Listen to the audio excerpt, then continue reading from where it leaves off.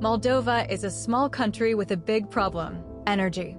For decades, Moldova has been one of the most energy-dependent countries in Europe, relying almost entirely on foreign imports for gas, electricity, and fuel.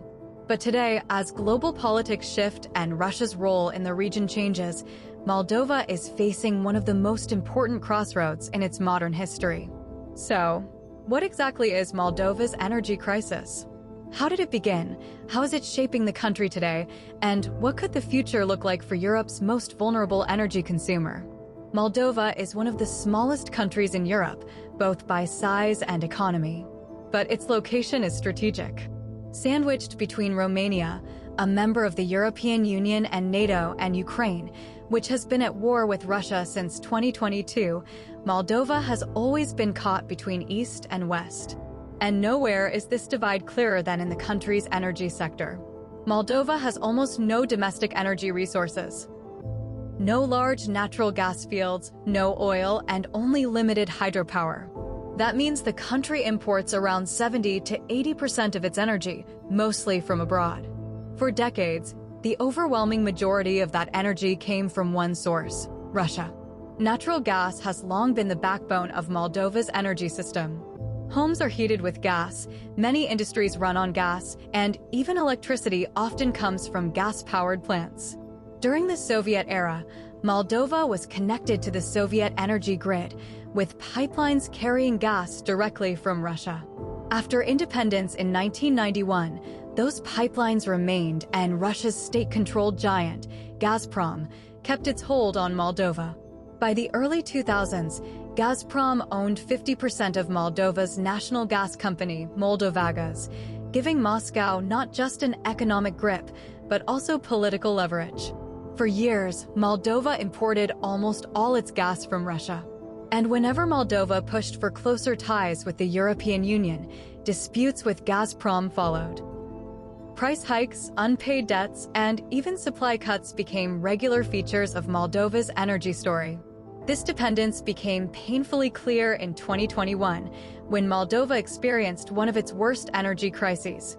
Negotiations with Gazprom broke down, supplies were cut, and Moldova had to declare a state of emergency.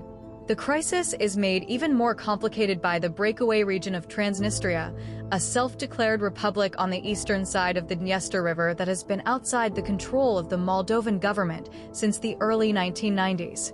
Transnistria is home to the Cusiorgan power plant, one of the largest electricity producers in the region.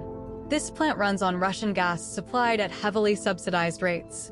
The gas is delivered to Transnistria, but Moldova is billed for it, leading to billions of dollars in unpaid debts that Gazprom claims Moldova owes. In reality, much of that debt comes from gas used in Transnistria, not on the Moldovan government-controlled side. But Gazprom uses it as a pressure tool against Chisinau. This makes Moldova's energy situation not just an economic challenge, but a geopolitical one. Natural gas isn't the only problem. Moldova also imports most of its electricity. For years, a significant share of Moldova's electricity came from Transnistria's power plant.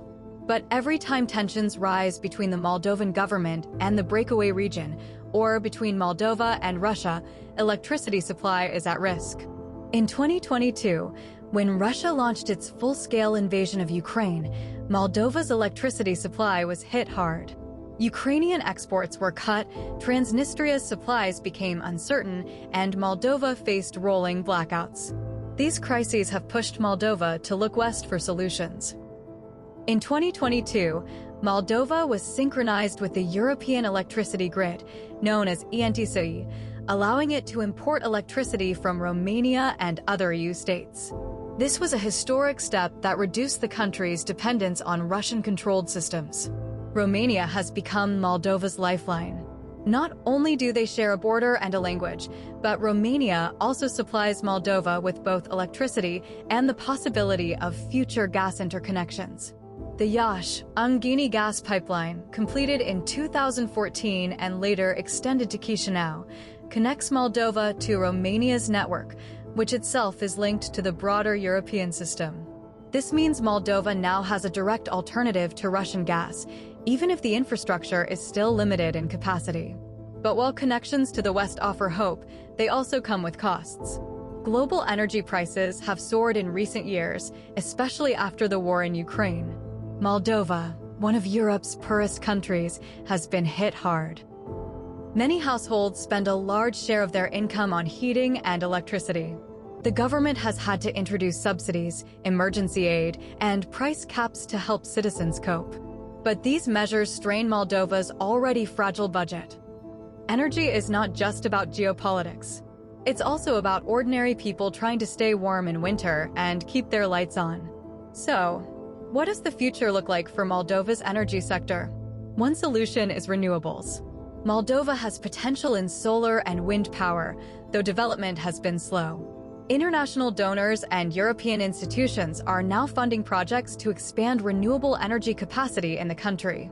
Hydropower is limited, but solar panels and wind turbines could reduce Moldova's dependence on imports. The government has set goals to increase the share of renewable energy in the national mix, but it will take time and investment.